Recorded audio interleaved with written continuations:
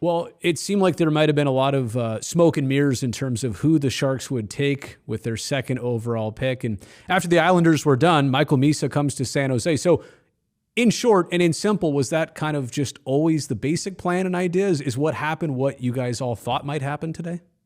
Yes and no. I mean, we don't really ever know. I think in terms of our decision on Michael, it's we've made those decisions. We've had our list kind of the way it was, and yeah, we're always fine tuning it. But we knew relatively early on if depending on how things went, who the guys we wanted, and we're absolutely thrilled about Michael. And I think anytime you add a player that has that type of ability, that type of skill, along with the type of person you're adding, he really just fits what we're trying to do here and what Mike has started, and we continue to try and do every day, and that's execute, his philosophy and what he wants for the team. And I'm really proud of our group. It was every year is different. Every year brings new challenges. Every draft is a unique situation and opportunity to kind of do your thing. And our guys responded well, and we're really happy with day one. You can look at Misa's stats and every metric possible, which I'm sure you've done, but I was actually equally impressed with the kid, the personality, the maturity. And I know you did all the research and talking to former coaches and current coaches and teammates and everybody else. What can you say, though, about the person that you drafted, and how much do you know about Michael Misa and maybe that side of it that impressed you also? Yeah, I mean, we know Michael. Trust me, when you've seen him as much as we have as a staff and you've been around him, I mean, like I said, we know these kids more than I know my own kids sometimes by the end of the year. But that's a whole nother conversation. But, I think you meet him and you understand. You got to remember, the kid has always played up. He went up he played up at 15. He's an exceptional status. And as great as that all is, that comes with a certain amount of pressure and expectations at 15 years old. And, then he gets injured and he breaks, I think he broke his leg or his fibia or like whatever, one of those smaller. He misses half. He's got to respond there. Then he plays out of position as a 16-year-old. And what does he do? He helps the team win a Memorial Cup. He develops his D side of his game. You see things like that. And then this year, the expectation, you're going to be a number one center. And all he does is put up over 100-plus points, 60-plus goals. And so that part of it is you want to see those boxes checked. And I think winning isn't easy, and learning how to win isn't easy. And when you can bring in winners and bring in guys that have done it and have been a part of winning groups and cultures, whether you're a young kid or not, this kid has gone through a lot in his hockey world, and he's just turned 18.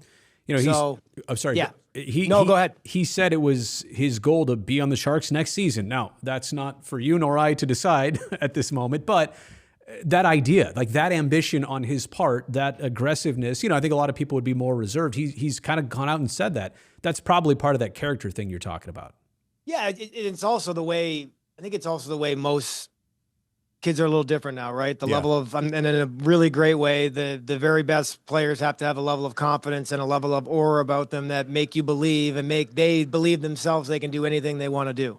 And if the kid came in and told us in the combine, I want to go back to junior, I'm not ready yet, we might form a different opinion, because that's just, we want them to say, right. There's no right, or there's no right answer, essentially. So, for us, at least the way we do it as a staff, whether Michael's ready next year or not, it wouldn't impact our decision in terms of where we had him and where we take him. And, Mike says it all the time, I've said it, kids are going to dictate when they're ready.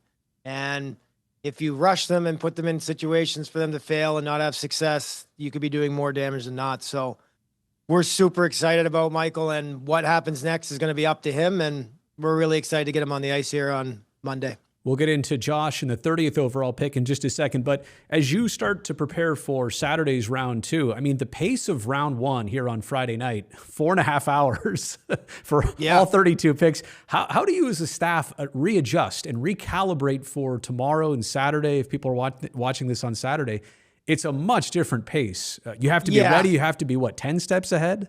Yeah, you're ready. I mean, it goes, I don't know how tomorrow will go. I know the one year that we did it virtually, it was like a 6-8 hour second day. I think it was 2020 or 6-hour day. It was really, really long. So, now with this speeding up, we have our draft list, our draft thing in place where we are already thinking multiple steps ahead. Whether players fall where they're going to is completely out of our control, but I like to we spend all year trying to put together a plan that if anything happens during a draft, Mike knows exactly kind of in terms of the amateur process, what's next. And that's why you spend 12 months doing it. So when you're in this situation, I never want Mike to feel like he's forced to make a decision really quickly without having all the information on the table. And so part of what I think my responsibility is to make sure that any situation, whether it's moving up, trading back, trading out, not having a pick, we have a plan in place for that. So here at SAP Center, the crowd had an interesting reaction when Josh was picked, and it has nothing to do with him or anything like that, more so the position of the player, because a lot of people are thinking, all right, it's time to kind of mix in a defenseman here with a lot of the young forwards that have been drafted in recent years. But to go a totally different route and go goaltender, what went behind that in picking Josh? You know, our goalie, Nabokov and Ryan Miller, they really see a lot in the kid. They believe in the kid. You meet the kid, and then, in terms of, value to an organization, if the kid becomes what we project him to be, there is not a lot more value in that organization. And you need to win. You need goalies to win.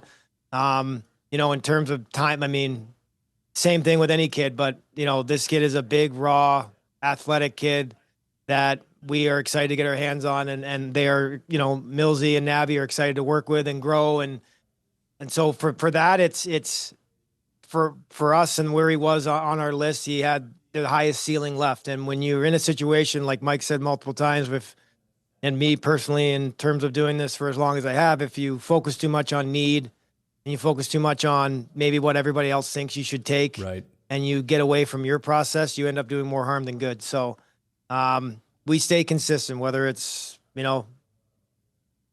wherever we need, we're going to look for the best player available. Did you know or not know that he's like friends with or kind of tight with Macklin? Did you know that? Actually, we were just talking about that after like 2 seconds ago, and we were saying how Max sent Mike a text, and Mac's pretty excited. So I didn't know that going in. I wish I'd like to say I did know about Wetch last year and Mac being friends because they talked about it. But again, it's the best part. Like, we do this and we talk to these kids, and we're taking them for NHL, but to see their smiles and to see how excited they get and to see what it means to them to be a part of something you're working so hard to build up, it's really impressive. See, it's really fun. I was almost going to ask the question, what if Matt came to you and said, hey, I know this guy, you got to trust me, or you got to give this guy a look. You're the scout, you're the evaluator, but you got to give him a look. I wondered if you would take that to heart, but I'm sure we would, but that, that's hard because that's, yes, of course. If you're, there's a higher level than friends. No, but we use anything we can. I mean, we've used former players. We have a lot, like, for example, we have a lot of guys in London. Well, when we're talking about players in London, we talk to Casper, we talk to Sam. Right. When we're talking to kids, if you don't use, I learned that a long time ago, where you have players you've drafted, you spent the time, ask them what they think about their teammates. Exactly. And so that part of it's been, to get that. Yeah, we're excited. There's no better insight than somebody who sees that person every single day from the inside, like a teammate or something like that. Hey, last thing I want to ask you about here. It's been a long day, so I'll cut it off after this. As you evaluate goalies in the decision to take Josh, how do you look at that position? All goaltenders, because it is such a team-oriented position. Like your skaters in front can make you look really good, or quite the opposite. So how did you go into evaluating Josh specifically?